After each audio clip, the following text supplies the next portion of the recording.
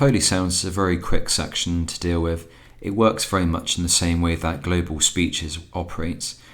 It allows you to upload a single audio file that will contain all the sound effects that the game intends to have. So Foley sounds is for a term of incidental things like opening up a door, maybe a trap door creaking, a fridge opening, a cupboard opening, those sorts of things.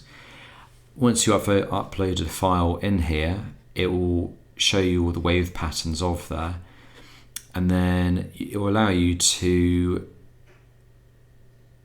select a piece of that music, and you can hear the piece of music going through there. And then when we hit the marker, when we save the markers here, it will then allow you to write a name for it. So for example, that could be open door,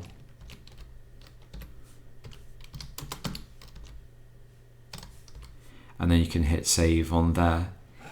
When you go into any of the global protocols, so I'll just choose one at random, let's say I'll make one quickly in the walk boxes.